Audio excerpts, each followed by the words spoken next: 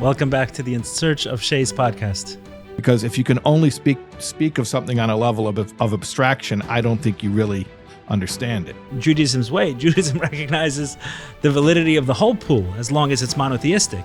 It's not how much of God can I understand. That's not the metric. It's how much of my understanding is preoccupied with the knowledge of God. Welcome to the In Search of More podcast.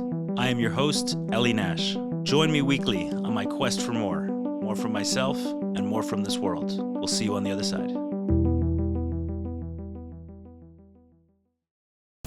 Rabbi Shais, welcome back. Welcome back to the In Search of Shais podcast. Oh, is that like the subtitle for this? I don't know. No, we speak often, so. Yeah, Baruch Hashem. Yeah. That's good. It's beautiful. Yeah. You know that back in the 70s, there was this series that was hosted by Leonard Nimoy called In Search Of. Before my time. In Search Of. Yeah. And it usually was about paranormal topics like UFOs and stuff like that, psychic abilities, and with my conversations today, they were not much different. So really, I don't think so. I had a fascinating day. Okay. You know what I spoke a lot of, like a theme, and I'm speaking to someone tomorrow about it. Maybe you can, if you have anything to say before we jump into the sikha, because this is one is going to be a conversation where we dive into a sikha and we seek to make it practical. Yeah, we've done that before. We've done it before, and we have the same mandate on this one. Mm-hmm. Make it make sense in a meaningful way. Right. That's all. But before we go there, I had a conversation this morning with a gentleman named Rudy Rachman. Do you know Rudy Rachman? Yeah. Okay, so Rudy is in town for his docuseries called We Were Never Lost. Right, I heard of it. Where he's traveling through Africa in search of lost tribes. Yeah. Afterwards, he's going to Asia and then to South America. He believes there's somewhere between 300 and 500 million people in the world that are part of the lost tribes of Israel. Not all of which practice Judaism. So, for example, in Nigeria, there's maybe 50 million, I think he said some number like that, like 50 million Igbos. Yeah. But he said the people who practice Judaism amongst the Igbos are somewhere like 20 or 30,000. Mm-hmm. In any event, that was a conversation in the morning. We spoke a lot about what he's working on there, his time in prison in Nigeria when they arrested him for thinking he's some sort of Mossad spy. In the afternoon, I spoke with a healer of sorts who his family is from Afghanistan, from a tribe called the Pashtun.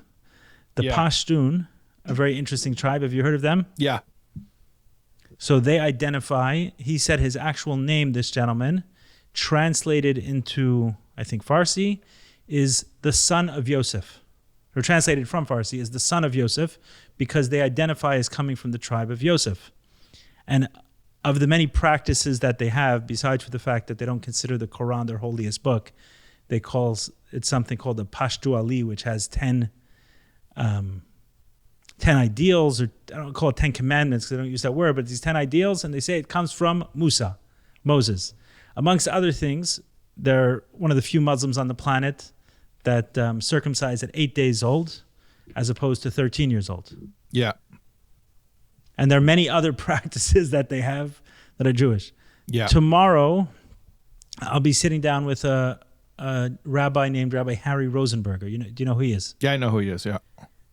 And he studies this topic as well. Yeah.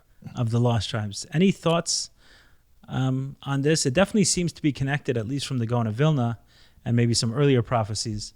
But Harry is a descendant of the Gaon of Vilna, so he mentions his words that Mashiach will not come until the lost tribes come together, which I think there's other words like that we're all going to be pulled from the four corners of the world, right? And there aren't really Jews. If you take the four tribes out of the equation, are there really Jews in four corners of the world?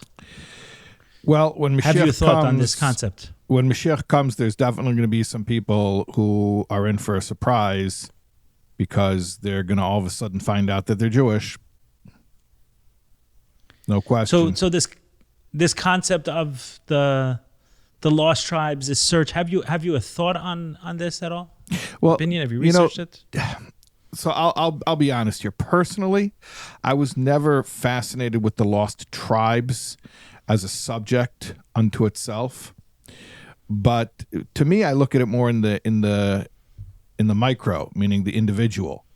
Setting aside the whole question of entire tribes that are lost, certainly we know there are many individuals who are lost. So there are many Jews who don't know that they're Jewish, whether they were lost in right. That exists in America. I mean, people all the time.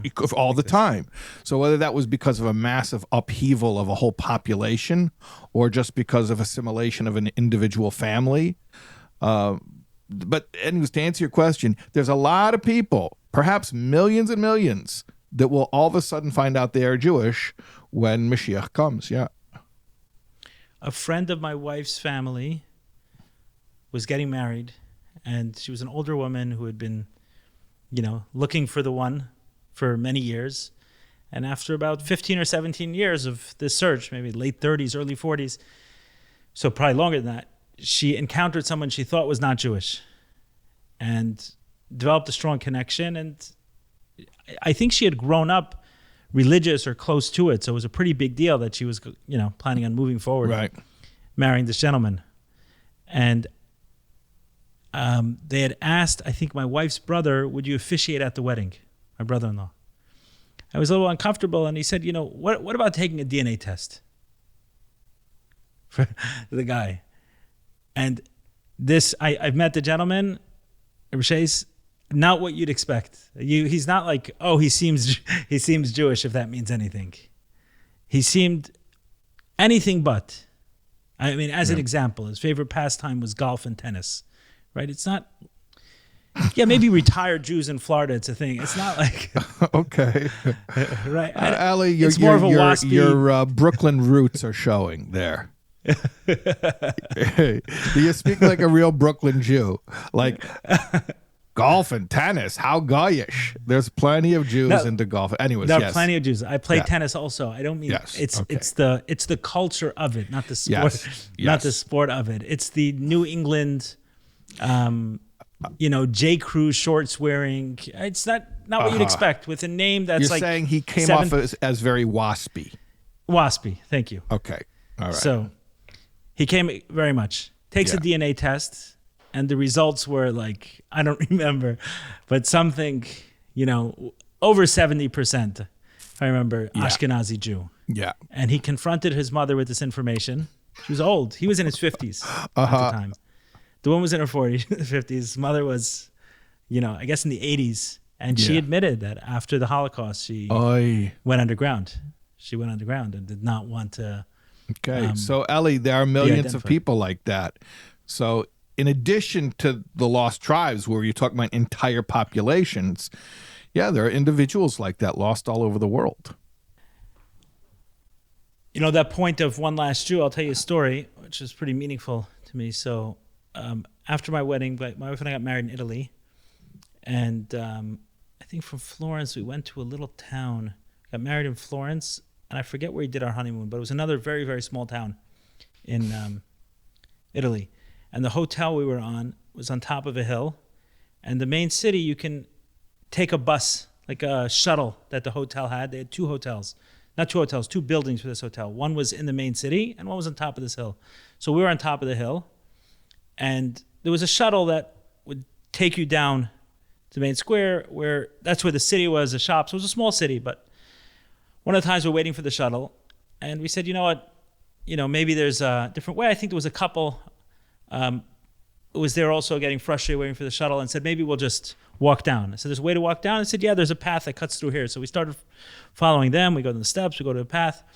And I see a sign that says, art for sale or something like that, or something about an artist. So just being curious, I said, hey, let's check this out. And I walk up the steps in the shop, and the artist's name I think was Dorado Cohen, if I remember. Okay. Dorado Cohen. So older gentleman in his 90s.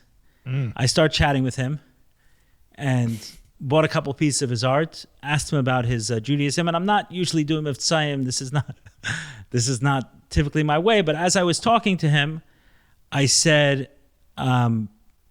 he said, his children moved out, and he said he's the last remaining Jew in the city.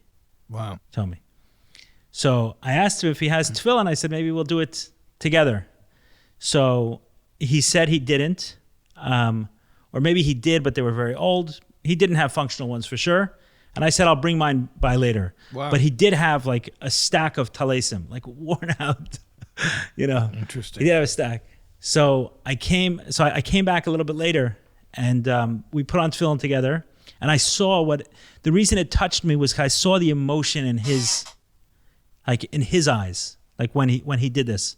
And I actually have some pictures. And the reason I'm remembering the story is because I was looking up something a couple of days ago, and the pictures of me with him putting on tefillin and the old tallis draped over his shoulders reminded me of this. And just seeing that emotion there, like it felt very, very meaningful to him that he had this opportunity to do that. And a couple months later, I got an email because I had bought some art from him. So I was on his email list that Dorado Cohen had passed away. We also, in addition to that, my wife said, hey, why don't we take him for dinner that night or the next night. So one night we went for him for dinner, and he got all dressed up, and we had a nice time together. But if whoever's editing this remembers to reach out to me for a couple of pictures, I'll share it so we can cut it into this. I think it'll nice and add some flavor, some spice to what I'm talking about, and hopefully see the emotion on Dorado's face from that. But I guess that's what he's talking about. It truly was that, right? For this one person to feel like, I don't know what it was, but there was something that lit up when he was with me, saying there was a pride, right? This last Jew in this town in Italy. And to have that experience was definitely a meaningful one for him and for me by extension. So I understand that drive. We don't need to find 30,000 to make it meaningful. It can be just for the one. And when you're putting stuff out online like you are, Eli, I'm sure that just statistically, it's probable that there are lost sparks that are returning because of, or at least being facilitated in their return by things like this podcast. That's what keeps me going. First of all, I should say that when I don't do it, I pay a price. Because if it doesn't come out of my mouth, the energy feels stuck inside me. Mm-hmm. And if I wasn't in a discussion with you, different guest, I'd explain where the energy comes out of. So there's definitely something that's I almost have to. If I'm not doing these things in some fashion, it's definitely very connected. I'll say it this way. It was definitely very connected to my addiction to pornography. 100%. That when there wasn't the expression of certain things, when the energy didn't come out in that way, but what keeps me going certainly are certain messages that I get, and I'll never forget. I'm still in contact with him. He actually reached out to me a little bit ago on your fundraiser, which is coming up again soon. So this time of year, I think it was 2 years ago or 3 years ago. It was a Saturday night. Remember where I was? I had just started learning Sichas, and you invited me on your all-day event. Chaim Cohen was hosting. And Chaim Cohen's hosting again this year as well. Oh, beautiful. Right, so I think, depending on when you're listening to it, Rabbi Shais's event is going on this week, the week of this release. Right? Yeah. So the day Monday this night is expected to be released. Yeah, the day this is expected to be released on a Saturday night. This is Monday night for 4 days, right? Yeah, Monday, Tuesday, Wednesday, Thursday, yeah. So definitely join in terms of the learning and also in terms of participation. And currently there's nothing I do that I charge for. But if someone, I'll say this, if someone feels like I've touched them in some way and they want to give back a little bit, a donation to Rabbi Shais's SoulWords campaign is meaningful as if it went directly to me. Wow. So just put in the notes. If anyone writes your name in the notes, definitely we'll let you know. You'll let me know. But certainly I've received messages. Even yesterday I received a message from someone which touched me, which she said that she saw a podcast I did with a therapist on it was on sexual addiction, which we ended up talking about abuse, and she works mostly with the Orthodox community, so she spoke a lot of the dynamics and everything else. And she said when she watched that podcast, she went down a rabbit hole of my podcasts and different videos I put out. And she said that in her case, she was sexually abused by a teenager, just like I was.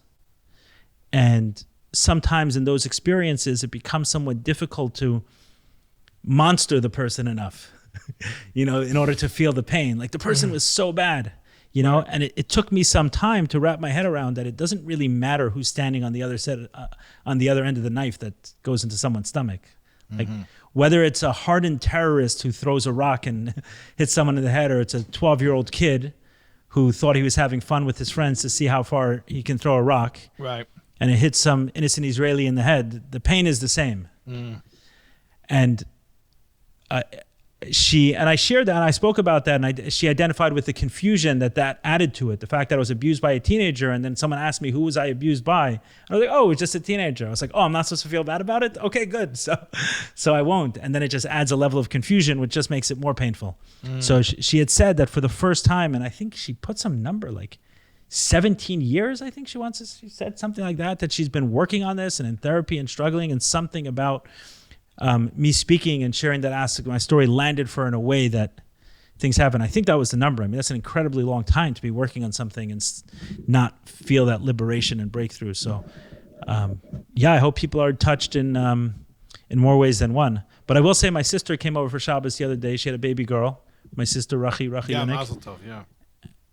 And she was over for Shabbos a couple weeks ago, and she said, Eli, that sicha you did with Shais, it was great. So you should do more of them. I said, let's do it. We'll make it happen. All we need is one. If it touches one, it's enough for me. So fine. That was a long introduction to our sicha. But I do want to say something that I'm certain, even though I don't know how yet, I'm certain that at the end of this sicha, it will somehow connect. It's not even possible that there won't be a connection between what we spoke about and where we go. Not even a little bit. Of course it'll happen. Yeah, that's right. It would upend the rules of nature. Like if that happens, I'll go up and smoke at the end of this. Everything I know doesn't exist. My whole identity will be called into question. So, okay. Parshas Mishpatim. Again, we're learning from right here, Sichas in English, Parshas Shmais. Shmais, and we chose one of the Parshas Mishpatim. Okay, so it starts off, right, for Eli Mishpatim, and these are the laws, right? The legal laws, right? Asher tasim lifneim, that I'm putting before you, right? It says Mishpatim, is that the right term, legal laws? Legal laws? I mean, it sounds a little bit redundant, but explain what you mean. It sounds, but it's meaning it's the laws that to deal with more common sense behaviors as opposed to laws. Ritual. I don't know, around Shabbos, kosher. Ritual things observance. Like that. Ritual observance, yeah. Yes. So when you say legal laws, you mean more like commerce, civil, damages, property. Yes. Yeah, that kind of stuff. Treatment of other people. Yeah. Yeah. Okay, so these are laws that I'm putting before you. So this is like this. That you should put before them. Hashem is speaking to Moshe, right. To Moses. Okay, these are the laws you should put before them. Which means he should teach to the people. Well, it's an odd language. Yes, it is. You can say that in many different ways. These are the laws that I'll put before them. So there are 3/4 explanations he gives of this language. Yes. This odd use of language. Yes. One, put before them, who is them, that when there's a disagreement, put it before a Jewish court of law. Right. So is this the source for that? When we say, Yeah. when we say there's a, like I have a dispute with someone, a Jewish fellow, he took me to secular court. Yeah. That would be in violation of this. In other words. Okay, fine. You should tell him. And I just did. Oh, you did? No, I just did. Oh, I just right did here. now. I said it recorded. I just did. So. Yeah. I'll also tell him thank you. It's been a wonderful, wonderful learning experience for me. So. Okay, so that's where that comes from, right? That two Jews who are in dispute should take the matter to a Jewish court. Yes. So obviously, right, if it came to, you want to go to a secular court to identify whether someone kept Shabbos or not. That's not the risk. Right. The risk is for civil laws. Right. Or, the kind we discussed. Saying, no, we bring it in front of Jewish courts. Number two is make it make sense. And I wonder if this was done, right? Put it before them, meaning deliver these laws to them in a way that makes sense to them. So the question, is this done? I don't feel like this was done. When? You don't feel it was done when? When I was a child in yeshiva, I don't feel like this was done. I don't feel like it was, I don't feel like this was heated in any serious way. Mm-hmm. So you're reading this sikha, and it's telling you that this verse in the Torah means that when Torah is taught, it has to be made understood to the listener. And you're like, really? Lifneihem, before them, before who? Whoever you're talking to. Right. That's right. Yeah. Make it make sense to them. Right. Meaning it's not enough to say the right thing. You have to make sure that the listener understands it correctly. Yeah, without calling anyone out, let me just say that who was the worst teacher you ever had in yeshiva? No, it's an extreme example, but let's say something, let's say Shabbos, right? Let's say Shabbos, because my journey with Shabbos has been anything but linear. But it's something that I've reapproached in the last couple of years. And it's been more, it's been more than, when I say reapproached, it didn't go from not observing to observing. That's not how my story went. It went where I said, hey, let me not work at all on Shabbos. Let me stop driving on Shabbos. And cutting out certain behaviors, and eventually, where it is now, keeping it to the best of my knowledge, which can change week to week, but keeping it to the best of to the best of my knowledge. And today there's a true appreciation for it. I heard Dennis Prager say, do you know what the punishment, he was on a non-Jewish podcast, he said, do you know what the punishment for not keeping Shabbos is? He says, not having Shabbos. And it hit home. I feel like it's what a difference it makes in my week to have that. And I mean, he said that. He said on weeks that he doesn't have it, he feels it in some way. And there's different variations of what that means. When I went to interview Gabor Mate a few weeks ago, so I had Shabbos. I had in a hotel with a local Chabad house who delivered wine. And yeah, it was Shabbos in the sense that I didn't get in a car on Shabbos, right? But I didn't have a Shabbos. Like my Shabbos meal as myself. It was Shabbos. I had lechem mishnah and wine, but I didn't have a Shabbos experience like I do when I'm at home and meals and family and things like that. But the reason I thought not to keep Shabbos was because God said so. Was to keep Shabbos was because God said so. The same with pornography, because God said so. Don't watch it because God. But it feels so good. But God wants you miserable, almost. I mean, that's at least what I was left with. So I think that people listening will agree with my experience, but this would be in violation of what it's saying here. Let's elaborate on that. As extreme as one Jew taking another Jew to court, as far as Jewish law is concerned, would be a teacher communicating to a student and not doing everything he could to make it make sense to them. Okay. I don't know if it's as extreme, because there could be within each of those literally the cases, same there could be various levels of extremeness, but certainly we're learning them both from the same source, which means they must have some type of relationship, which is indeed what the Rebbe says in the Sikha. In fact, you've only mentioned 2 interpretations of this verse, but I think we mentioned 3 or 4 of them, and the Rebbe says there's a total of 4. There are 4. I'm going through them. You're going through them, right? And I'm saying that not only are these 2 connected, but all of them are connected. Right, 100%. Right. They're all similar. Okay, so the first thing is... Here the connection I made was more in severity, right? If it's coming from the same line, I mean, right. Even though to make a distinction Can I decode this for people who may be listening who don't come from the observant world? For sure. Eli was speaking in cultural shorthand to people who come from an observant background. They all know that it's absolutely anathema for a Jew to take another Jew to a secular court over a business matter. Like, everyone would be ashamed about something. Right, meaning like understanding that there are Jewish courts. There are Jewish courts that exist. Jewish courts. Right. You go to the Jewish court. You go to the rabbinical court, and everyone knows that. So Eli's basically saying, why don't those same people react with equal shock or dismay or disapproval when they hear that somebody had a yeshiva education and he didn't really manage to absorb what he was taught? It never really was explained to him well.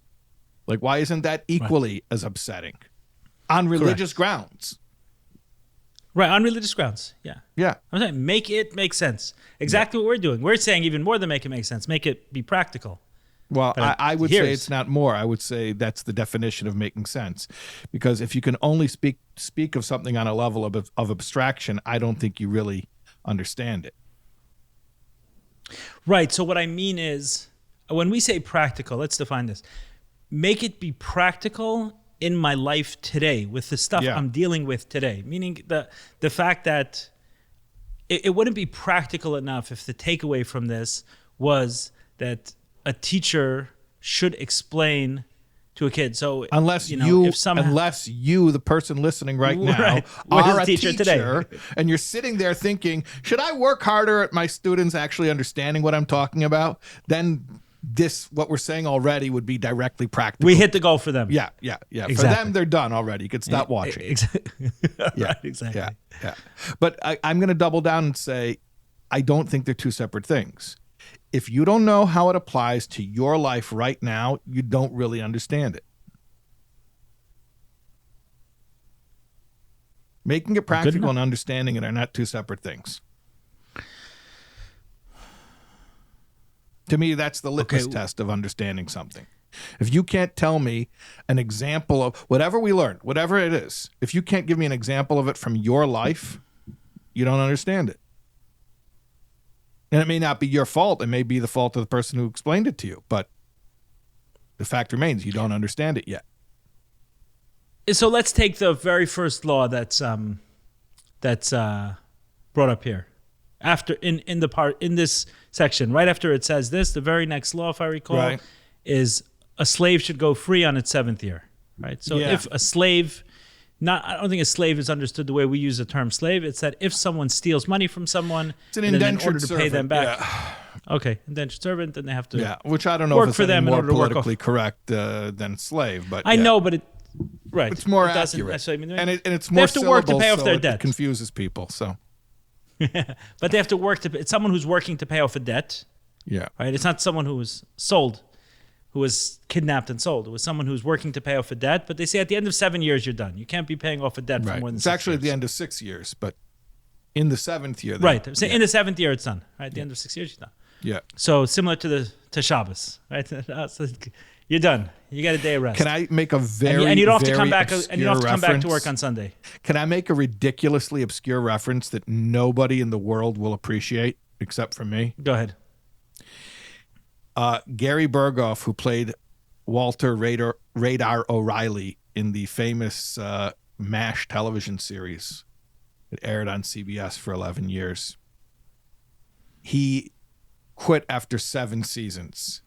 And he said, because the Bible says that even a servant goes free after 7 years. And that always bugged me because it's not after 7 years. It's after 6 years once you go into the 7th year. But anyway, okay. Gotcha. Okay, this is why he needed a rabbi. Yeah. But that's a good line. Okay, so something like that. So something like that. Can you make that practical in my day-to-day life? Like, what does that mean to me? I'm not an indentured servant. I don't have an indentured servant. I don't know of an indentured servant. So are you saying every single line, or if we go through a topic like this and we explore every pages, line, every word. Every line and every word, okay. Sure. Okay.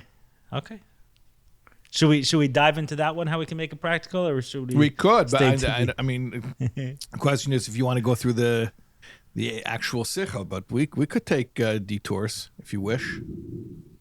Take a detour. Let's hear it. There's a lot of, because someone who's not looking for a detour, can read it right here. It's sikhas in English. They can do what I did, what you did. Yeah, that's true. Yeah, the whole idea of the Eved Ivri, the indentured servant, is it's not just a legal status. It's a spiritual concept. It's discussed in Chassidus often that there's a relationship with Hashem that's referred to as Eved Ivri.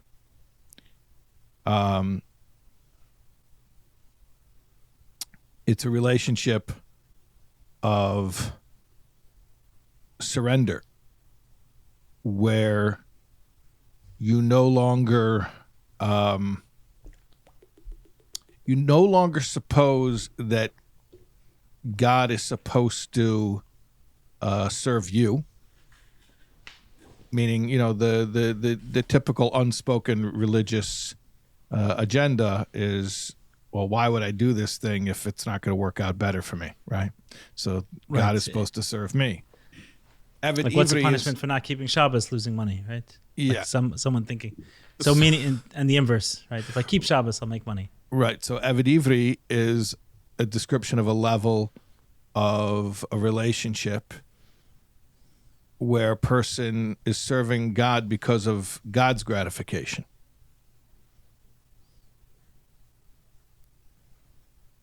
Right. So to allow oneself to step away from the relationship with God as being the puppet master of God. If I do this, he will do that. Right? And we step into... Yeah. Does a puppet master... Is that too extreme? Yeah, it's not puppet master. I think it's more like the vending machine. Right. I feel like... Okay, I hear you. I hear the puppet master, to me, the reason I use that is because I've heard it communicated in some way that if I'm going to do this, and he must do that. Right. Right. So it's like, okay, so who's controlling who right. in this relationship?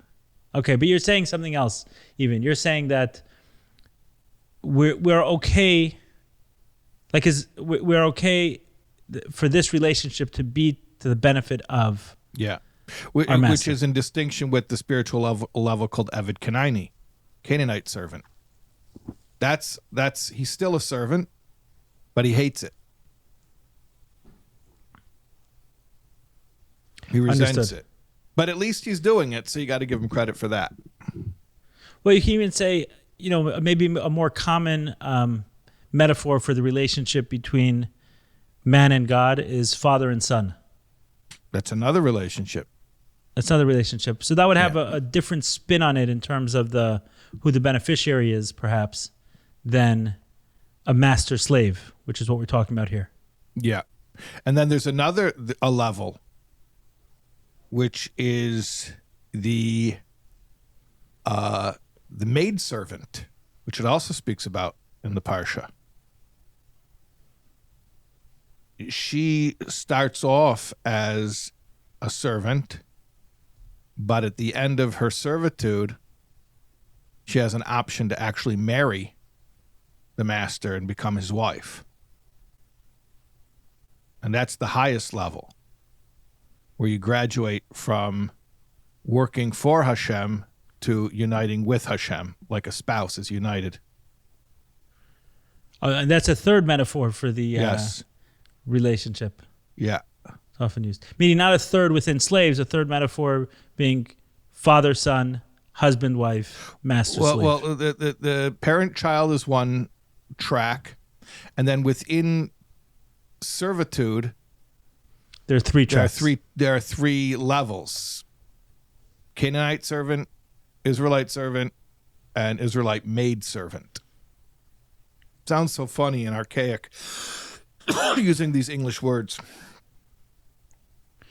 So, okay, I see what you did there. You just gave us like a class in Chassidus and Kabbalah, showing how every single concept is on a spiritual dimension. Can you bring it home for us in terms of the whole sentence? And obviously, it's putting you on the spot, and even Rabbi Shais can say, "I don't have it right now. We won't hold it against you." But He works 6 this years idea and he goes free in the Yes. 7th. He's Yes. talking about the refinement of the emotional faculties. There are 6 emotional faculties. Chesed, Gvura, Tiferes, Netzach, Yesod. So basically, he works on personal development, and then he reaches a place called the 7th year, which is Shabbos, which is rest. So after working for God, you refine your character, and then you come to serenity. so after these 6 levels are worked through, Yeah. what's the name of the 7th level? Malchus? Malchus, which corresponds to Shabbos. Oh, understood. Okay, so it's peace, it's serenity. Yeah. Yisrael. Beautiful. Let's take another detour into personal development. Okay. Does it feel uncommon to you, this focus on personal development within our background, the community I grew up in, and then yours? You once called me a terrible name. You called me a balaveda. Yeah. Referred to me Okay. as, Maybe. which you once did. I'm telling you, you once did. I've been called worse things. Okay. I Right. believe Which it. how do you translate that? As someone who Somebody who works on themselves? himself. Okay. I've been on this path of personal development for, I don't know, say 15, 16 years. And it started with therapy, eventually the 12 steps, which is a whole different level of it, right? And it's, in many ways, I mean, the 12 steps like goes into that, the nitty gritty of these emotions, right? The 4th step inventory, which is, Yeah. I mean, backbreaking labor. Like really, Yeah. Well, when it's got a searching and fearless moral inventory. yeah. And, searching and fearless, like literally, so there's going to be someone who's done that, who's going to hold you accountable to it. Just like, was it searching? Was it fearless? Like, did you go everywhere Right. with that? And it's sitting with someone who's going to pick apart, like, start, who are all the people you're upset at? How did you get them back? What did you do? Where are the places you're getting stuck? And let's list it out. Let's talk about it. One of the, because I like is it has to be a written inventory, right? There's something when you put some of these things. I remember one of my sponsors in recovery had a scoring system with me. It was like, within every single relationship where there's resentment, there's going to be a character defect of mine that shows up. Right. Let's call it avoidance. Let's call it low self-esteem. Let's call it anger, rage. Whatever. There's going to be a character defect up. So I've gone through, let's say, 20 resentments. And then how many times, let's say 7 times I came across avoidance. 4 times I came across anger. Twice I came across rage. Right? I mean, you're really putting, that may be an actual numbers. Right? I mean, you're putting real like stuff in front of us that are very uncomfortable to look at. Outside of the 12 steps, I don't have a parallel within Judaism, and not in the literature, in the practice that I know of where this is worked on. Meaning, the suggestions that someone is working on themselves almost comes from, okay, if you're an addict and you're struggling, then go ahead and work on yourself so you don't relapse in the addiction. But when you're talking about an Eved Ivri, an indentured servant who goes free after 7 years, and you're saying like this is the relationship, one of the tracks of the relationship with God, then at some point or at all points, every person should be on this track of deep work of personal development, going through one attribute at a time, which would really mean 42 attributes, if my math is correct, because it's 7 times 6. And even 49, because we could even work on the 7th one, and it has 7 subsets. So, and that's why you have Sfiras HaOmer, the 49 days between Passover, which is the so that's a Exodus, place. and SoulWords, which is receiving the Torah. So that's that's precisely what we do. But I'm not trying to contradict you. I'm probably furthering your point, because if I were to like say what the next thing you would say back to me is, all right, perfect case in point, 49 days between Passover and the receiving of the Torah, and you're supposed to work on an emotional attribute every single one of those days. How come I don't see that? How come I don't see people doing that? Right. One thing I have seen, credit to Reb Simon Jacobson, is he did write a book. Yeah. Right, where he goes through attribute by attribute over the the 49 days. But it doesn't take away from my larger point. And the larger point is that it almost feels like this someone who works on themselves. Like I've only ever seen it within the 12 steps as a deep practice of truly being honest about our flaws that we need to work on, and working to actually eliminate them. Yeah. To actually work to eliminate characteristics from our behavior. I mean, it's an actual practice. Yeah. I mean, this is a common complaint. Where do I hear it most often? I mean, you're not even saying it with any sense of like disillusionment. You're just saying it as a fact. But where do you hear people say it with real heartache? People come from an observant background. They end up in recovery. And they'll say, I'm so angry that I don't see this level of sincere spiritual seeking in my community. And it hurts them. It really hurts them. And my response But when you say spiritual seeking, that's almost too broad because spiritual seeking, there is spiritual seeking. People are praying. People are, maybe they're not doing it in the way it feels, meaning there's a daily practice of prayer, right? So, okay, I've never prayed like I did. Spiritual about it? True, but there's a daily practice of prayer. It exists. Okay, who says it's so spiritual? One person means it? It could be. Meaning one person means it, one person doesn't. That itself is the complaint. The people are davening 3 times a day, and there's nothing spiritual about it. That's the complaint. I'm not saying it's valid or invalid. Right, but that can be something personal. Right, but that can be something personal. I davened every single day for a bunch of years, and I didn't feel anything. And then I went to meetings, or I got into situations in my life, and it said, humbly ask God to remove our shortcomings. It's like, what are you talking about? Literally pray, and they say in recovery, hit your knees. Right? Like literally pray and say, God, like I no longer want this attribute in my life. Like, please get rid of jealousy. I don't want to feel jealousy anymore. Can you please remove this from me? And people will actually do that, and they'll be honest about their jealousy, and they'll go into details on it, and they'll ask for it to be removed. It's a practice, and the 12 steps has formats, some written and some oral, in order to help work through some of these. So with prayer, there are people going to shul 3 times a day. Yeah. Right. I mean, the closest thing you came to it was Sphira, where it's mentioned, it's referenced, but there isn't anything that... Okay, to say that people are praying, but they're not praying with intent, is very different than saying people are... Like, there isn't even this conversation around working on emotions. It sounds so bizarre. When I started going to therapy, the way I was mocked. It's like, what are you doing? Like, what's wrong with you?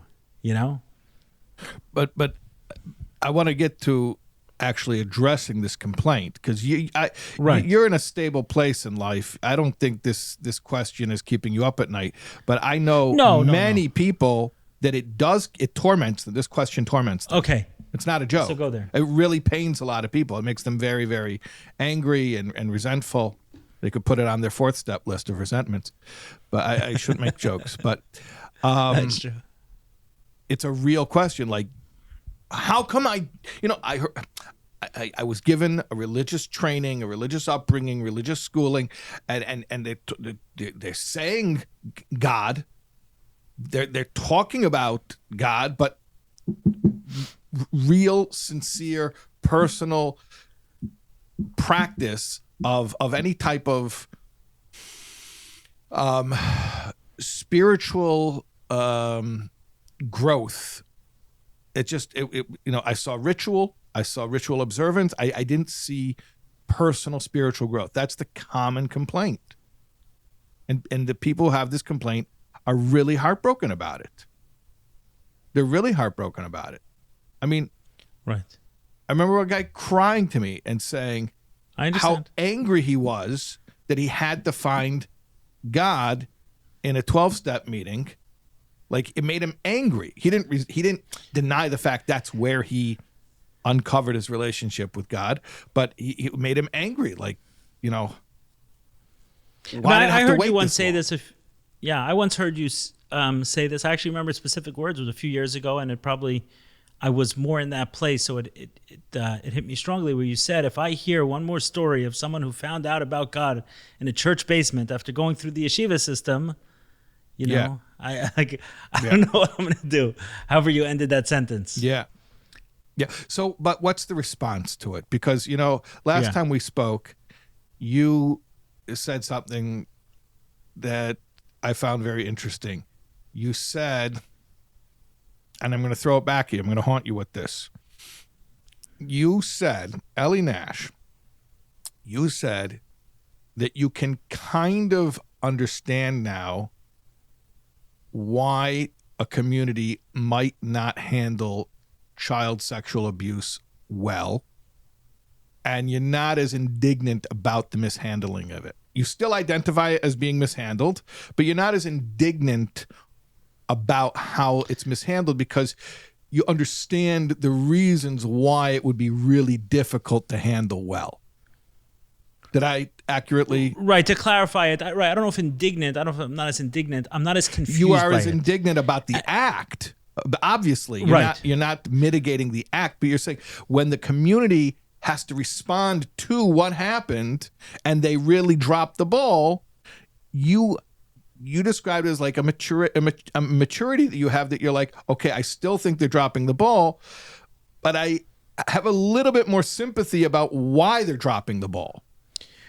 Right. So the frustration previously was, how can this community be so much more clueless than any other community? Right. Like, how is it that in the Orthodox Jewish community and as well in the Catholic Church, right, they actually align, I don't know if you know this, in the fight against child sex abuse, like New York State, some of the laws, everything else, there is a financial union between the Catholic Church and some Orthodox Jewish institutions on this point.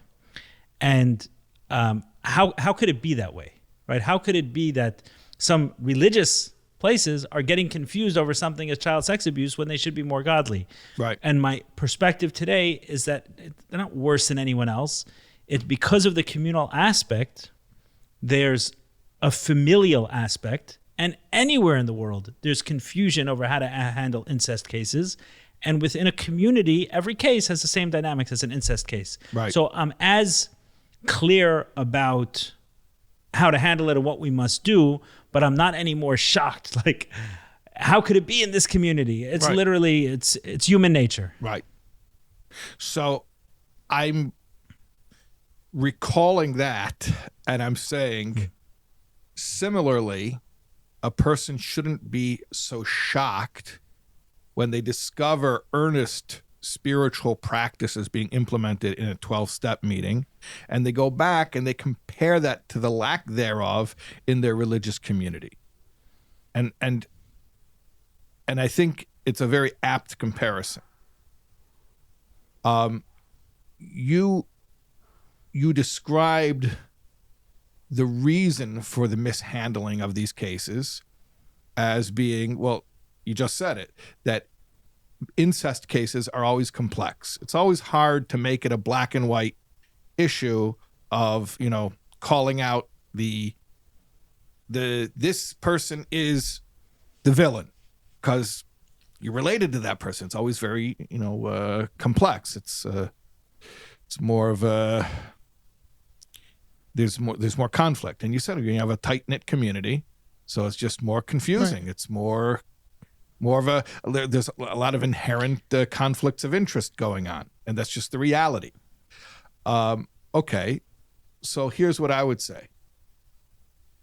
A 12-step meeting is a fairly homogenous group.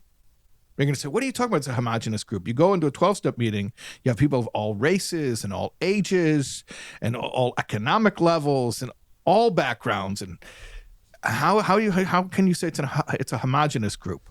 Well, I mean, it's homogenous in the sense that everyone there showed up, at least the first time they showed up, because they just had the worst day of their life. They all hit rock bottom.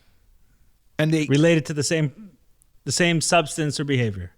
Yeah, and if it's a 12-step fellowship, so they're going to a specific fellowship that is categorized by the fact that their rock bottom is related to a specific drug of choice. That's right. So it's a highly selective group. You have a bunch of people who were forced to a point of earnestness that is not reflected in the general population. Now, you talk about a community, whether it's a group of religious Jews in Brooklyn or any sizable community. When you're talking about a sample size that large, you have a cross-section. You have people whose lives are going well. You have people whose lives are not going well. You have people who have better coping skills, people who have worse coping skills. You have people who are more emotionally balanced, people who are less emotionally balanced, people who are going through stress, people who are not going through stress. You have all types of different people in a community. Communities are not homogeneous. I accept that. Okay, so hear what I'm saying. You walk into a room full of people who all they have in common is the same zip code. Okay. Maybe you're going to say, it's not just they live in the same zip code. They're all from the same background. Yeah, but a cultural background. Okay, fine. So they all get the same jokes. They all have the same references. But they don't have the same life story, and they're not all in the same place in their journey. They're not all at that post-rock bottom place yet. And you want to talk to a room full of Jews who are sitting in the same shul and speak to them all as if they all are ready to hear such a serious and earnest message? Well, it's not going to happen. So I like to point out that when you look at your 12-step meeting and you're like, wow, this is the way the world should be. You have to understand every one of those people got there at the end of a very arduous process. You're seeing them after they arrived. And most people will not even arrive. And even those same people who have arrived, if you would have met them a week earlier, they hadn't yet arrived. Right. Okay?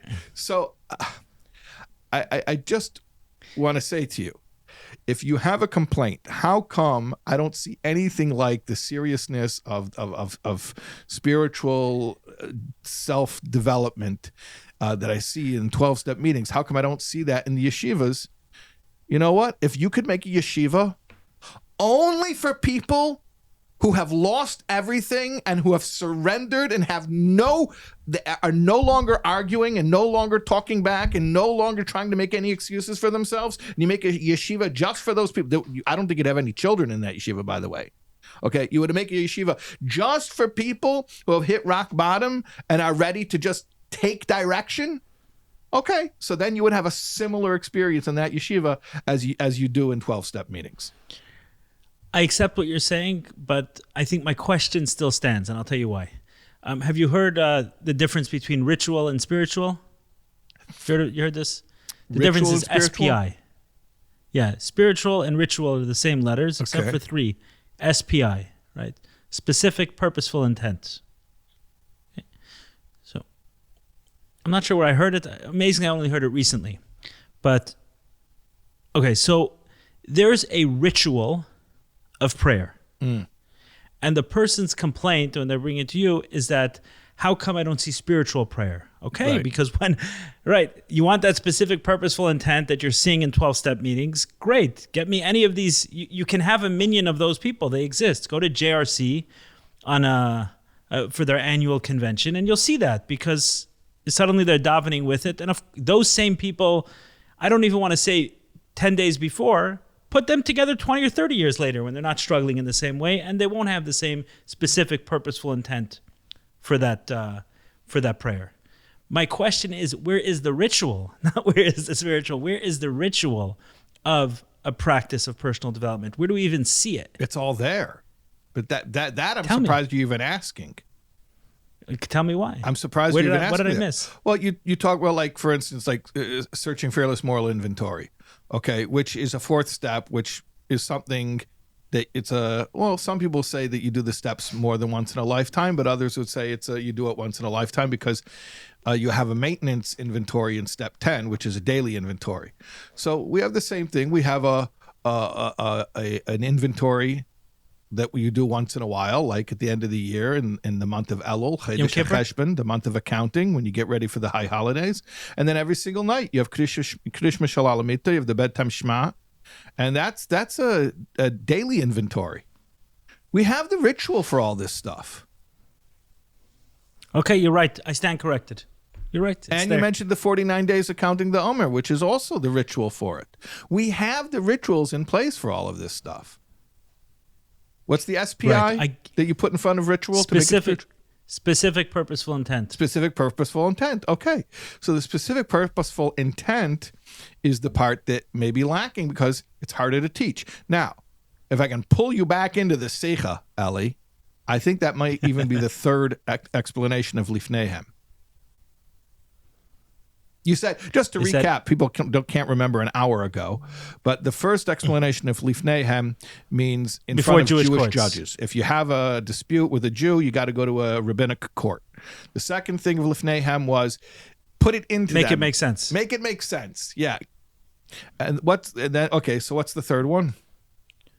It should be internalized in a very deep way, not just their mind, right? Lifneihem, before them, that it should make sense. Lipnimiyusam, in their essence, right? They should internalize it. It should be internalized. It should affect, may a way to say that, it should affect all of them. That the laws shouldn't be, and you actually gave a great example, I'm glad you did, of the whole Evet Ivri, which sounded like a side note, is that's one way to make it very internal. And actually, it's no mistake that that explanation comes from a Hasidic master, right? The Alter Rebbe. He's the one who says that what does Lifneihem mean, which literally translated as before them. It's very similar to a word Lipnimiyusam, which means to be internalized. Yeah. Or into their internal. insides. So he's right. And you showed us how we can take a very simple seeming line in the Torah about an indentured servant, which seems archaic, who serves for 6 years and becomes free on the seventh, and it seems and makes like it very has relevant. No relevance to our lives today. It's relevant, it's personal, and it's on the deepest level. Mm-hmm. Okay, so what was the fourth explanation of Lifneihem? Yeah, it wasn't like so much Lifneihem, but it was this a play on the word on tasim. Right, that should be placed before them is the word sasim, which is treasure, I believe. So that was the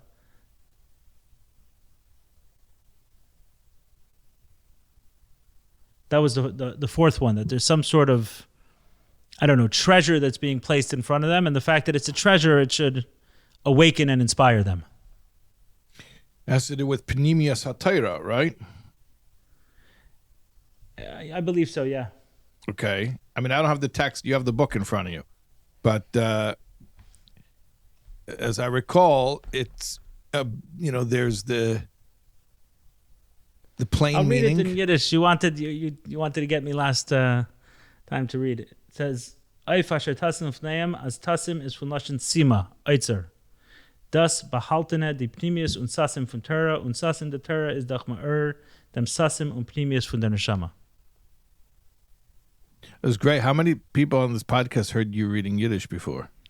There you go. Probably not too many, but it's everything. We put everything out there. That's the beauty we don't censor this. anything. No, you want to know something, Rabbi Shais? Yeah. I'll tell you something crazy. I've thought about this. You can go, anyone can go. They want to go a Buddhist meditation. And anyone can walk in from all walks of life, right? A Buddhist meditation. Like, this is not Tyler, who helps me with the podcast, fine gentleman, not a Jewish fella. He said to me after editing the last talk, he said, I'm really starting to enjoy the conversations between you and Shais. I think that our conversations, if people don't get lost and if you pull me back from talking in too much cultural lingo, as you have a few times, if people can get to the understanding of it, I think this stuff is very relevant and very meaningful to everyone. There's Buddhist meditations. There should be Hasidic meditations, Hasidic classes, Hasidic philosophy that everyone can benefit from. This has nothing to do with news. So absolutely, I hope that I agree. I hope that many of my listeners who Eli, the only are people non-Jewish who are going to be listen to this one as offended well. by you reading Yiddish words are Jews.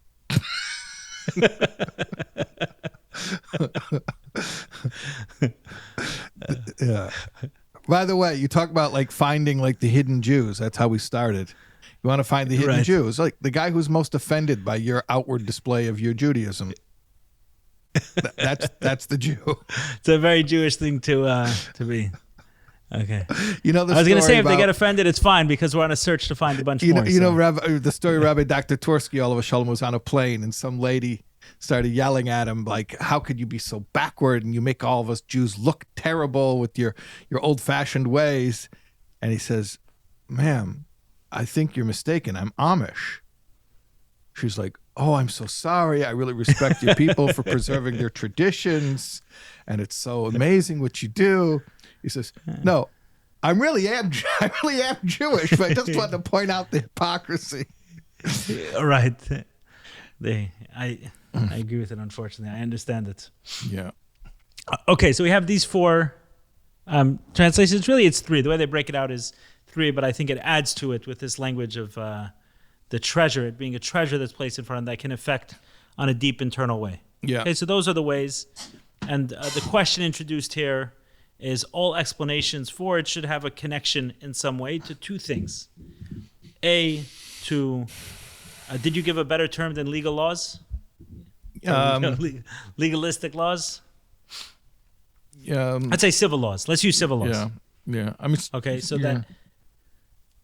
The technical term is statutes, I think, but that doesn't mean anything to anyone. Okay, let's call it civil laws. There's the three translations of this word, right? This bizarre language that these laws should be placed before them should connect to civil laws, number one, and number two, to each other. Okay. Because the verse said you should take these laws, specific types of laws, these civil laws, and you should place them before them, which means these different explanations that we gave. And now we're trying to understand how those different explanations all connect to each other. And plus, why do they specifically connect to the idea of civil laws as opposed to ritual laws? Right. Great. So, okay, so obviously the first and one everyone is should clearly understand that we've covered the first two paragraphs of the Sikha now. We're going to go in. We'll start moving a little bit quicker. So I have to get to Rudy Rachman's We Were Never Lost event. Okay, so but we should anyway. We should make it palatable for the listener. So in terms of, but by the way, this is the way a sikha should be learned, I think. Yes, shouldn't rush it. Shouldn't rush it. This is how you make it practical. I'm just trying to have Rachmanis, which is Jewish for pity, on the listeners. If you and I were just sitting, hanging out, we could learn as slowly as we want to. But that's what we're doing. That's the whole In Search of More premise. That is what we're doing. We're just turning the cameras on. Oh.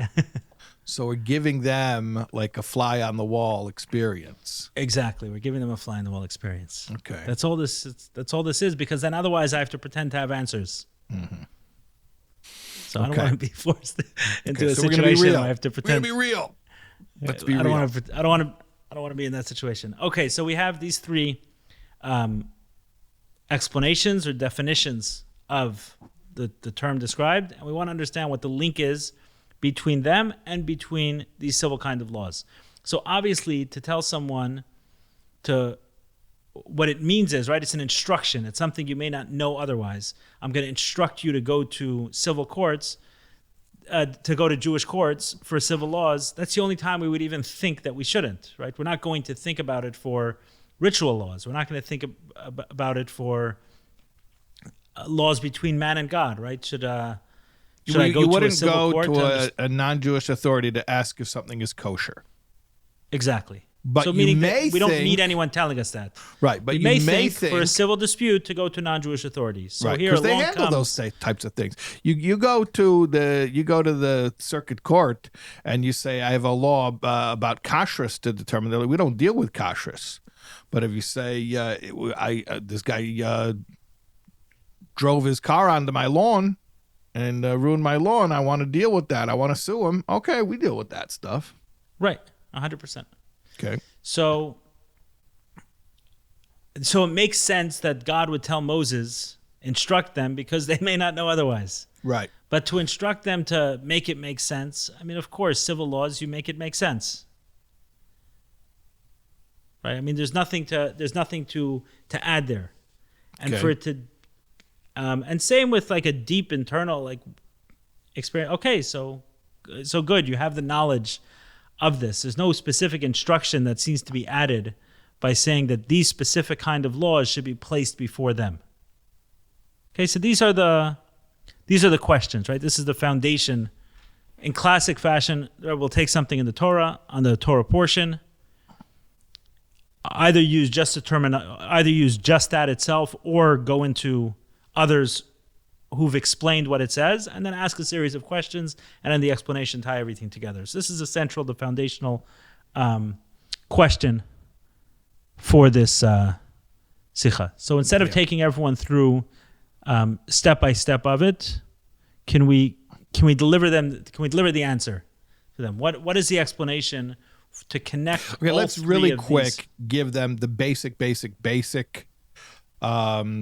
teaching of the three types of Torah laws, because I think that's important for delivering the punchline. So we have civil laws, right, which you mentioned before, which you said the Hebrew word in the verse is Mishpatim. Okay, and as you explained, those laws are laws that you would find equivalent or parallel types of laws in other legal systems. Correct. Okay. And then you have ritual laws, right, which keep the Sabbath. Okay. Celebrate this holiday. Okay, good. I wouldn't have known it, but eat matzah once you on say Passover. It makes sense. Right. Okay, I see the connection. I want to come up with it on my own, but now that you say it, okay, I get it. Right. Right. And then so that's the second category. Okay. And then the third category are these laws that just don't seem to make any sense at all. Right. Even after you tell me. Yeah, like what's the connection? It just seems to be arbitrary, sometimes bizarre. I don't know if most people know that Jews don't wear woolen linen, for example. It's just a bizarre thing. Or maybe some of this makes sense, but don't graft trees together. Right. What's wrong with that? Why is that a problem? Yeah, there are a number of laws that are just, okay, they're there, but I have no idea why they're there. Where does kosher Did you ask me that on purpose? No. You asked it as an innocent question? Yeah, it just popped into my head. That's so funny. It's very intriguing.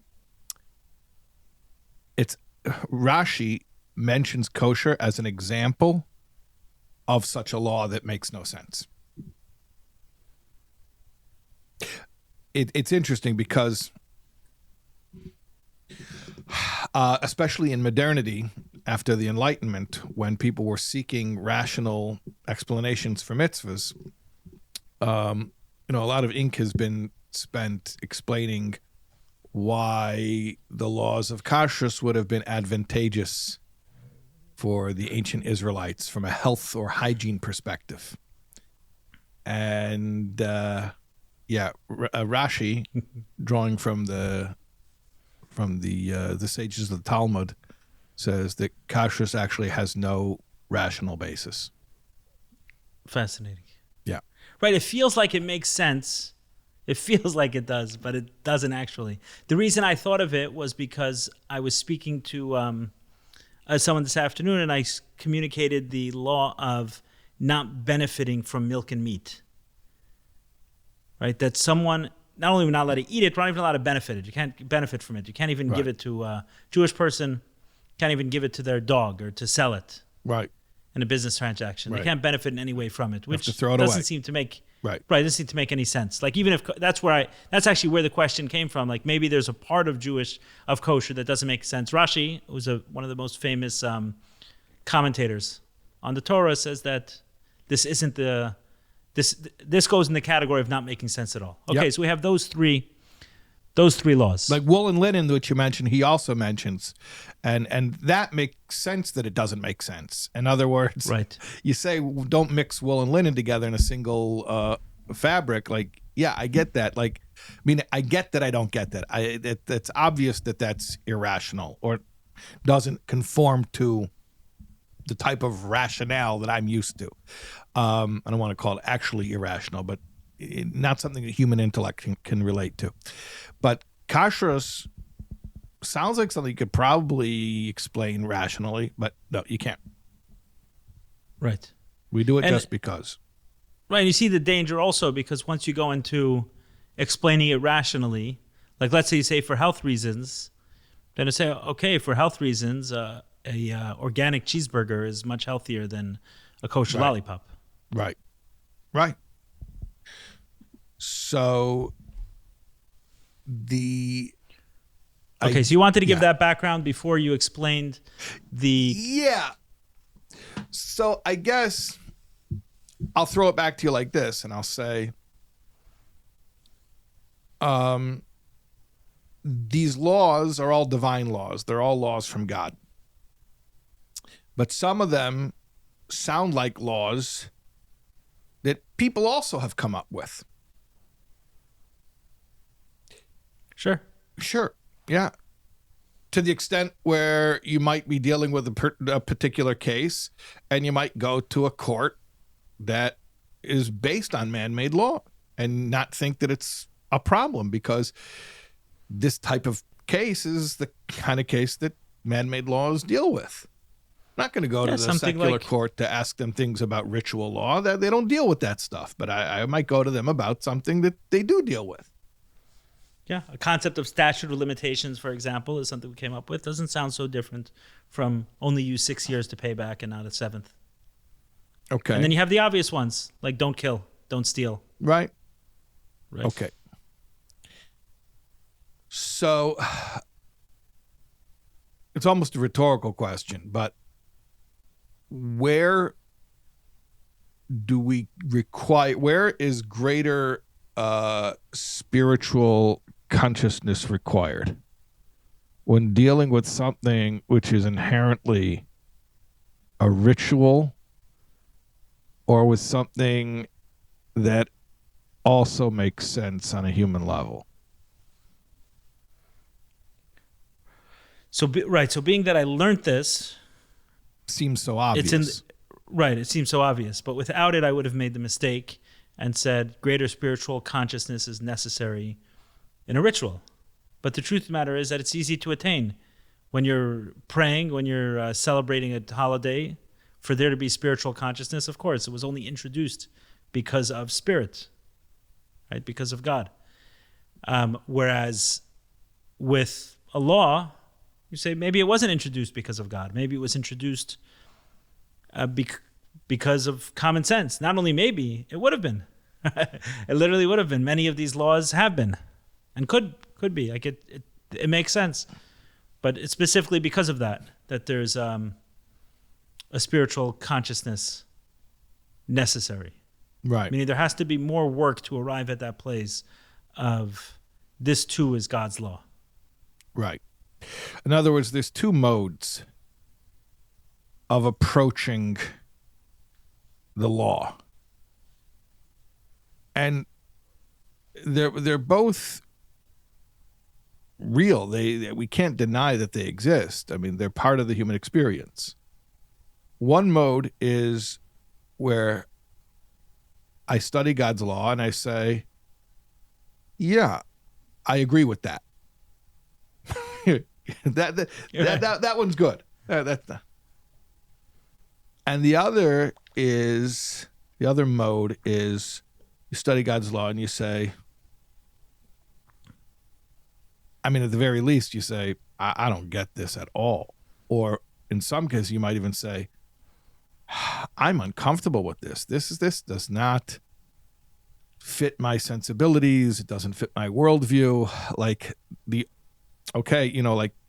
I'll accept it on faith, but I'm not really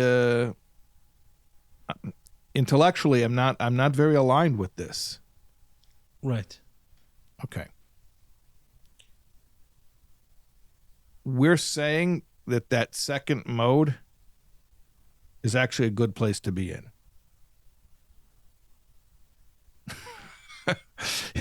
It sounds like such a awful place to be. It sounds like it's full of doubt and conflict and confusion, but we're saying it's actually a good place to be in because ultimately it's humble. It's admitting that I can't fathom the infinite.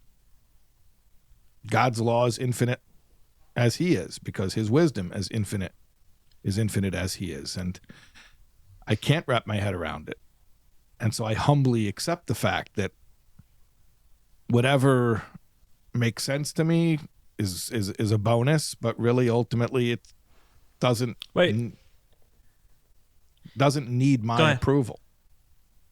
But if you think about it from this perspective, the entry point for the system falling apart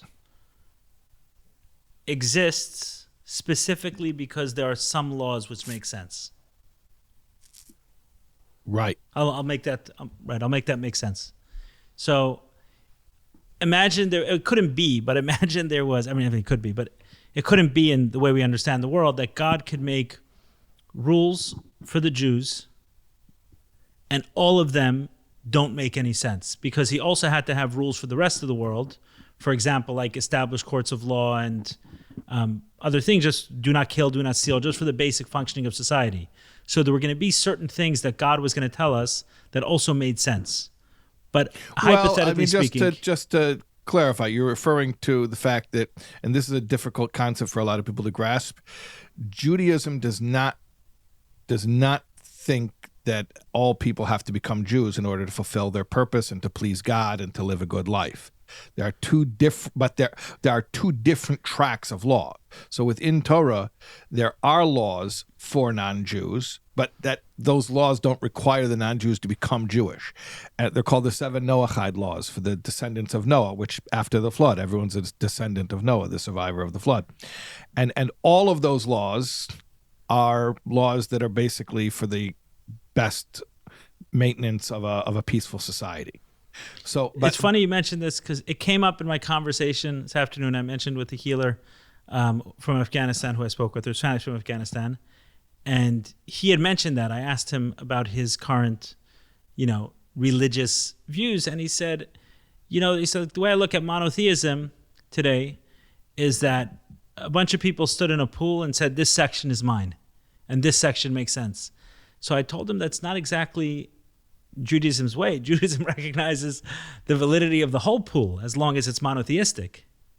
The whole pool we're good with. We're just saying that we're responsible and we're chosen a certain path in order for the rest of the pool, kind of the water to be clean in it. So we said, hey, we're going to be a filtration system here. Right. Or the analogy I gave, which I borrowed from Rudy Rachman, was an immune system, which I thought was appropriate, that the Jews agreed and they chose to be the immune system for the world. We're going to prevent or heal what doesn't what doesn't function, what's not functioning, or things don't break down. But going back to what you're saying, he was shocked, by the way. The reason he was shocked. He was shocked by that? And he knows, he's a historian. He can take you from 5,000 years ago till today, every single religion, and knowing about it. And the he prophets never heard and such a concept. History. Was shocked because it's. I think it's only Judaism. I don't think there's another religion. That's interesting. Which does not have an opinion outside of these 7 Noahide laws on how someone should live. Like, they're not saying people should be Jewish. Right. No, don't. We don't encourage it. We don't chase it. We don't. Okay, but we don't even use reverse psychology. Going back to what you were saying, to try to get people on board. But going back to what you're saying, in theory, God could have given the 7 Noahide laws for all mankind, right? And then the Torah for the Jewish people, which is 613 commandments. In theory, at least, they could have all been ritual laws that don't make sense. Correct. And theoretically speaking, in that theory, it would be very difficult for the system to fall apart. If there were all those, because you can't even begin to question it. Right. Where's the entry point to start getting someone to dance with it? The whole thing doesn't make sense to begin with, so where are you going to start questioning it? Yeah, so, right, exactly. So where the entry point is for the whole system to fall apart is specifically within these laws that exist, specifically within these laws that make sense or could make sense, because there are some people who it doesn't make sense not to murder, but where it could make sense.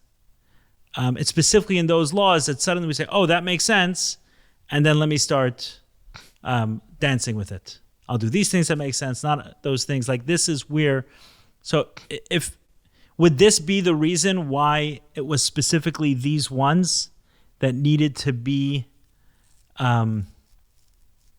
placed in front of them in this way? Like that term, it said, like, make sure the civil laws are placed in front of them, that we let them know that it should be in civil courts. We let them know that it has to make sense. We let them know that it has to be deeply internalized. It's because if we don't get it here, like, this is where the system can fall apart. Is that the... Yeah, but even the way you're describing it sounds more like... Your description of it it's correct, but there's something more. There's much more to it, because the way you're saying it is like, in order to preserve the integrity of the system, and there's something, at least me personally, that bristles at that. Like, I almost, it elicits a contrarian response in me. Like, well, if the purpose of a system is to preserve itself, that's the first system I want to dismantle. So, so use a different word besides for system, but yeah. Yeah. So, well, you can use a different word for system, but you're still saying the same thing. I would. So how would you say it? I would have to look at it from a totally different perspective. I have to say like this. There's something that, from my connection to my source, is at risk when dealing with how my source has addressed certain practical aspects of my life. And therefore, I need to be extra sensitive in those areas. And this is specifically these areas are the civil laws, the ones that make sense, to bring an added level of sensitivity. Or I would even say not just these laws that make sense, but even any law that has an aspect of it that happens to make sense. Because it's not just these laws. There are, look, when you start learning Chassidus, you learn about esoteric concepts in a way, especially Chassidus Chabad, where the whole purpose of it is to break down lofty concepts that normally you could just you could only relate to on a basis of faith, and it breaks it down until you could wrap your head around it to some degree. So when you learn Chassidus, you start having an intellectual appreciation even of esoteric ideas. And therein lies a danger. Like, yeah. Right, meaning if you did what you did with the law about the indentured servant, Yeah. then you can do this on every line in the Torah, even the stuff that don't make sense. You'll make something make sense about wool and linen. And by the Not way, being worn, right? We had mentioned that wool and linen by shouldn't the way, be worn. there are teachings in Chassidus that do explain it. They do explain it. That flax is vegetative and the wool is animal, and their chesed and their gvura, the kindness and the severity, and it's Cain and it's Abel, and you can't mix the two. Different energies. But so maybe this is the point. that all can be explained. Even Right, the that's what I'm saying. So maybe inexplicable. this is the point, is to go through all the three different kind of laws. And I'm not saying this from like having learned it and this is what I understood. I'm saying this fresh now, that maybe this is the point, that there are three types of laws, and every single one, the categories, we should seek to make sense and make it as obvious as do not kill, do not steal, right? Work through the process of making it make sense. But at the same time, don't forget the source, so that using your words, we're sufficiently sensitive to our connection to God so that it doesn't become fractured as we make it make sense. So in other words, we're going through a process that has a hazard, and we're making everything make sense. Yes, which is and dangerous. we're internalizing everything, Which is which very is very dangerous. dangerous. Which Because is as we why, make it make let sense- me interject and say there are many approaches that would say we're not going to do that, or only very special people are allowed to do that because it's dangerous. It's dangerous to make things make sense. Yes. Right. Once we start giving explanations for it, it's like the whole system can fall apart. Well, I don't care about the system. You're going to start rationalizing away essential connections to your source. Once you start rationalizing your connection to your source, who is ultimately unknowable, and you're going to try to make everything about your source knowable, you're going to start losing those connections, and you're going to end up isolated. You're going to end up divorced from your true self, divorced from your purpose. So the rationalization game is very dangerous. So is this the teaching here? Is this the teaching of the Sikha, that we should strive to understand everything, just as we understand do not kill? We should go about it in the same way, but at the same time, make it rock solid in the form of the connection to its source, that as we're making it make sense, there still is no risk. And yes.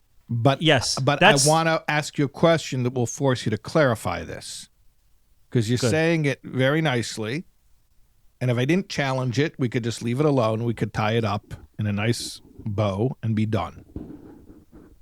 But I want you to explain to me if, after all, the point is to get to that faith that God is unknowable and his will is unknowable, then why do we even go through a process of trying to know? I think there's a certain inspiration and excitement and joy, more than internalization. It enlivens us in a much more real way. So that's the benefit of it, right? It has a hazard, but the benefit is that as we get it, we're like, now there's excitement. So imagine someone, imagine someone thousands of years ago who had this concept of an all-knowing God, and they're just, how can God know everything? I mean, like, this is crazy. Someone can retain so much information. Someone can know the beginning of time, the end of time. Like, how could this make sense? Can see, can hear. And for a few moments, they're planted into, and they struggle with this concept, but they say, okay, it's like, it's at the limits of my ability. Right. They don't have to be And from then thousands suddenly- of years ago. They could be from, 200 to 150, 100 years ago. That's true. Yeah. That's true. And then they're thrown into 2023, Yeah. where literally everything is known by Google or Facebook. Yeah. Everything is recorded. Everything can be, segmented and analyzed and researched, Right. and and you say, oh wow, like for a moment they get this. They could have struggled with this their whole life. Right. Like this concept was so difficult to understand, and suddenly they get dropped into 2023. Like, oh my goodness, this makes so much sense. There would be, it would elicit a tremendous joy and excitement from being able to understand something that until now they had to accept on sheer faith. You remind me of, there were in back in Brooklyn in Crown Heights in 770, a couple of Chassidim from the old country, from Russia, and so they came over to America, and they were studying, and they were studying the book called Likutei Torah, which is Hasidic discourses from the Alter Rebbe, first Chabad Rebbe.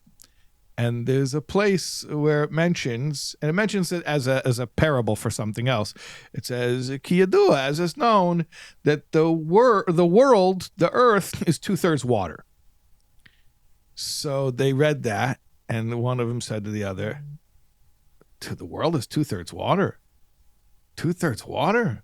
Hold on a second. I lived in Russia. I saw a bunch of land. I came to America. I saw a bunch of land. Like, okay, there is some water, but 2/3 water. So the other one says, I guess it's one of those things you just got to take on faith. Right. The Alter Rebbe says, it's a state in Likutei Torah. What can you do? It says in Likutei Torah the world is 2/3 water. Okay, it's one of those things you have to take on faith. Right. Okay. And when they find out 70% of the earth is water. Yeah. Right. Yeah, exactly.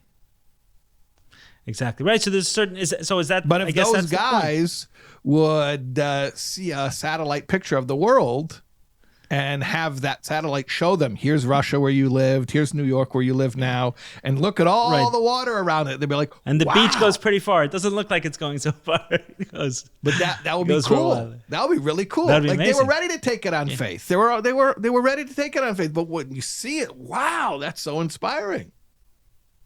right. So there's a beautiful opportunity to excite all of us, for lack of a better word, to excite all of us by delving into the specifics. But we still need to be sensitive to the protections as we go and make sense of it, because this is the most vulnerable area of attack on the relationship with God, making it make sense. That's right. So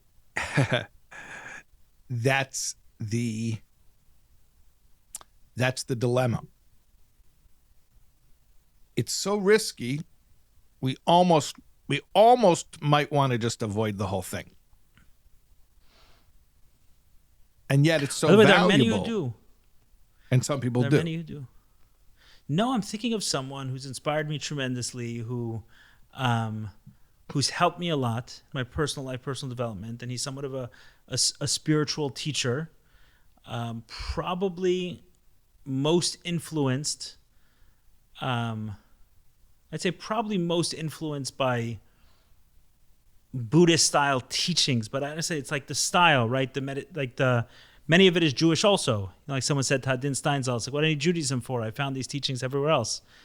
So he said, but if you're encountering truth, wouldn't you find it everywhere else? Right? Like why wouldn't you find so much of this everywhere else? So I'm talking about the very beautiful aspects of it, which teaches a certain practice of meditation, surrender, letting go, like all of those. And he's a wonderful person, and I would consider him a Baal Aveda as well, to use that term, someone who deeply, deeply works in himself, and you see him from 6 months to a year, like changing in front of you, like a person physically transforming in front of you, and I'm extremely inspired by him. And when one of the things that he often talks about is the limitations of the mind. So but he says it in a way that, like, the mind is limited, so almost don't go there. Which has its, as we're saying, it has its value and it's helped him. And I understand the mind is limited, like, easy does it. But what you're saying, like, I'll share this with him. I'll actually share this with him. You're saying, like, no, this, like, Chabad Hasidus is taking it a step way further. Yes, the mind is limited, but go there anyway. Because that's how you're going to get all of you in this process. I'm going to say all of you, as much of you as possible. That you just nailed it. Those 3 words. All of you. That's it. People have asked me many times. I mean, they've asked me enough times that I'm ready with an answer when it's asked because it's come up enough. Well, at the end of the day, God is unknowable, so what's the point of learning all this stuff? Right. I mean, the kind of stuff that I teach, that question, it comes up often. So God is unknowable, what's the point of learning this stuff? And the answer that, I mean, I hope it hasn't become so second nature that it's no longer coming from a sincere place. I think it's still coming from a sincere place. I think I'm still congruent with these words. Let me say it now and see if it feels like I'm just quoting myself. That's the worst, by the way, when you fall into a trap where you're just quoting yourself. And you know what I mean, Eli, because you speak all the time. And you know when you're just quoting yourself. Like, well, 100 times ago, I was pretty damn inspired when I said this, but now it's just because it sounds good, you know? Right. And then you got to stop saying that thing it's for a while. It sounds good. It's because you've said it. It's like the tongue moves in that way already. Yeah. It's like you got to go away from it and come back to it when you mean it again. But here's the answer. How much of infinity is it even possible to understand? Mathematically, what's the answer to that? Nothing. Because any fraction of infinity there's no such thing as a fraction of the infinite. So whether you understand one thing or a million things about infinity, it's the same. It's nothing. So it's not how much of God can I understand. That's not the metric. It's how much of my understanding is preoccupied with the knowledge of God. See, my mind is finite, as we all agree.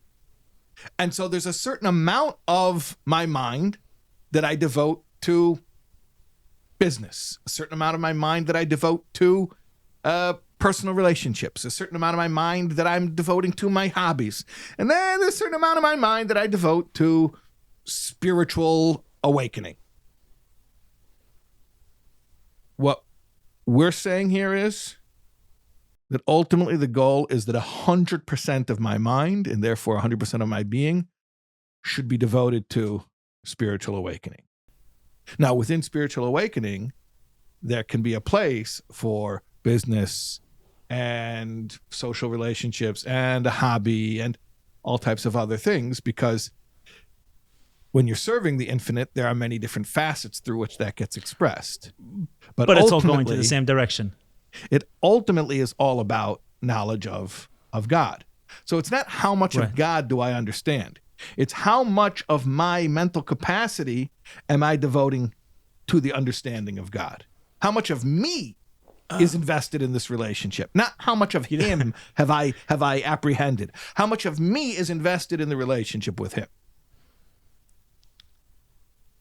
So interesting. So someone asked me, how do I balance? How do I balance work, the podcast, my family? I said, I don't. And I don't try to, but they're all the same thing. They're all going in the same direction. They're all moving to the same place. So that's what you're saying. At the end of the day, there's one. So if it happens to be, it's completely meaningless to me at this point. Whether, like as far as a productive work day, whether at 3 p.m. I have a call with someone who's struggling with addiction, or at 3 p.m. I have a call with someone who wants to work for us or buy some product or partner with us or, or do business with us in some way. It's all work at this point. I don't say, okay, this is work and it's all my work. It's all what I have to do. Just like, right? just like my children and everything else. The balance is more, am I doing or am I resting to do more? So even the rest becomes part of that. That's what you're saying, is that all of it is going the same direction. So a couple of years ago, and maybe this makes it, we said, I'm going to make it make sense for me. We said there are people who could have made it make sense if they're teachers in the first 3 minutes of this discussion, not of our discussion, but a discussion in the Sikha. To make it make sense for me, you did a series a couple of years ago on Jewish meditation, right? Where you walked, if I remember correctly, people through a meditation. You're going to talk through something. And I don't know if you said this then, but it was certainly communicated to me by the way you did it, is what's the most common meditation practices that are seen when they're popping up all over the place. And there's a lot of people in 12 steps. We spoke about that. It says, sought through prayer and meditation to improve our conscious contact with God, praying only for the knowledge of God's will for us and the power to carry that out. Right? So that's step 11 of the 12 steps. So it says specifically prayer and meditation. What is meditation? So when I had that question, you go on Google meditation, and what do you get? You get a meditation that either does one of two things. One is think about nothing. The other is think about your breath, which is also think about nothing. When you led a meditation, do you recall this? I don't remember the specific instance you're referencing, on a topic, but I've taught this many times, so I'm sure that I was consistent. No, you had a 20-minute meditation or so where it was a guided meditation by you. I'm 99.9%. Oh, got it. Yeah, the guided meditation. It's on YouTube. Yeah. Yes. So in the guided meditation, which was very different than, you were instructing the listener to do the same thing one would do when doing a meditation, like you go into a yoga studio and do a meditation, which would be, you just close your eyes, right? Sit still, stand still, whatever it is, right? Focus on this. And there was a topic that you were focused on. Okay. So I don't know if I said sit still, close your eyes. I don't think I did. I think I remember the close your eyes or take it. I remember something there. Well, it's on YouTube. We can pull it up, but because I don't think it's so important. Those things are not so important. But fine, I remember the feeling. I remember your point. Yeah, well, maybe say people won't remember what you said. They remember how you made them feel. Yeah. Right. Yeah. But I remember that you definitely called it a meditation. I did call it a meditation. And when you use the word meditation, most people, I assume to do that. Most people have certain associations. The word meditation is so fraught with connotations. Today, it's amazing how successful they were. Most people associate meditation today with some form of Eastern mysticism. That's what I'm saying. A lot of it is based on Buddhist practices. Yeah, it is. Yes, 100%. And the goal is to banish discursive thought. This is exactly what I was talking about. And my meditation was to engage and to provoke discursive thought. Okay, so right. So this essentially, for me, which is something practical, as someone who practices this both in the form of meditation and both in the form of recognizing the limits of the mind, making it very practical for me, is that the Jewish way of meditating is to meditate about something so that something can be contemplated as deeply as possible, while at the same time recognizing the hazards of contemplating something too deeply, because we may think that contemplation has the answer to everything. So once we've sufficiently protected ourselves by this instruction that Moses was given by God, tell them that the civil laws we're going to put in front of them, what does in front of them mean? That we're going to make it make sense. They're going to deeply internalize it. And also it's going to be established. It should be placed in courts of, before courts of law, that what that's communicating to us is contemplate deeply, meditate on a specific subject. Obviously, everyone will take it in their way. I'm saying, for me, meditate deeply on a specific subject, take it to the limits of the mind, recognize the hazards, get it to excite you on all levels, specifically because you're engaging more of yourself. Don't banish thought. Don't eliminate it. Go as far as you could to the outer bounds of it. Right. Use what's out there in the world, whether it's technology or science or everything else, in order to allow us to even further it more and more. and while at the same time being sensitive to how dangerous that is, because going there could be the place where this relationship gets ruptured. I got a speaking inquiry yesterday.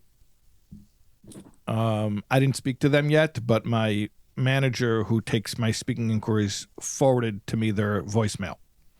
It's a group of educators, Orthodox Jewish educators from all over the world. I'm not sure what the organization is, but it's like a multinational organization.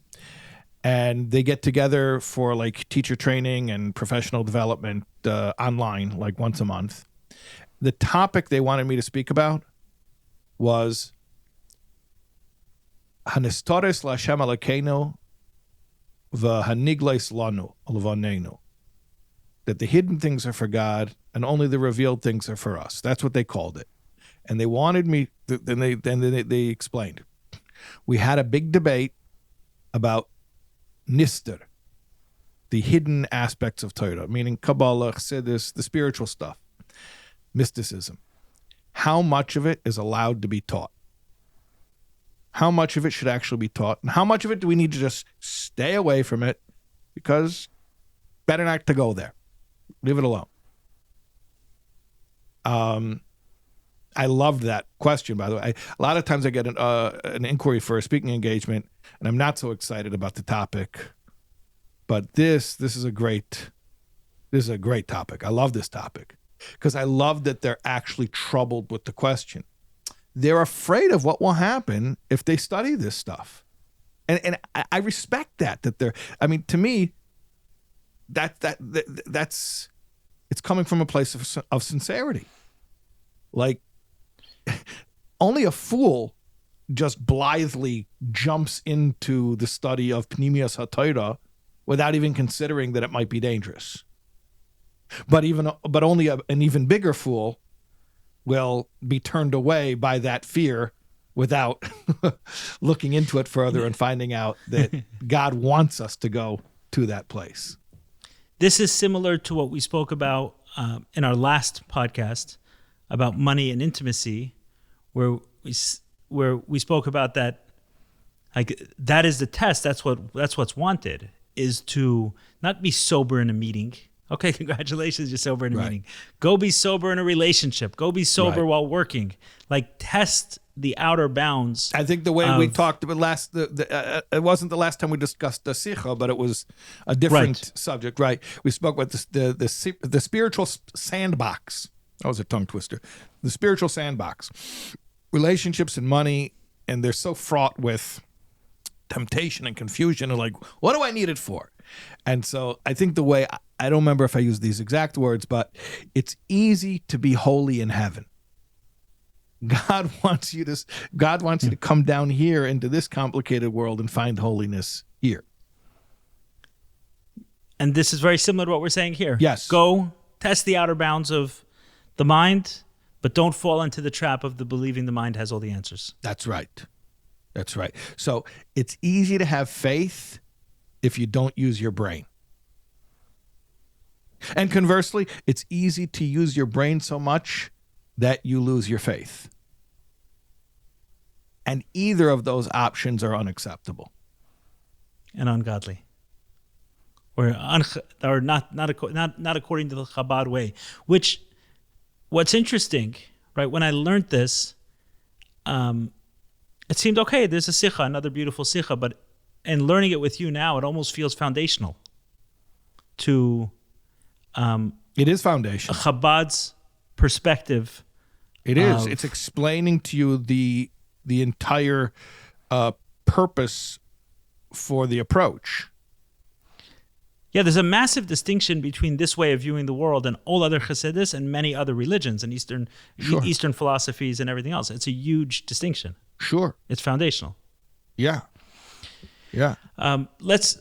Let me ask you this question, and then we'll wrap this up. So you have said, I've heard you say before, that, I don't want to put words in your mouth, but something to the effect of, because we live in a false reality, all truth is a contradiction. Okay, I didn't use those exact words, but truth can only be grasped through paradox. Truth can only be grasped. Is this one of those? Yeah. This is one of those. And if you've stumbled upon a truth and you can't formulate it as a paradox, dig a little deeper. Where does this thought come from? All truth can only be formulated, can only be understood as a paradox. It comes from and life. Did you connect that to it being a false reality?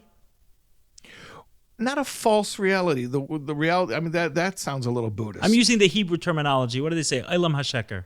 Okay, a false but world. Even Olam hasheker doesn't mean the world is objectively false. I mean, God made the world. It's not an illusion.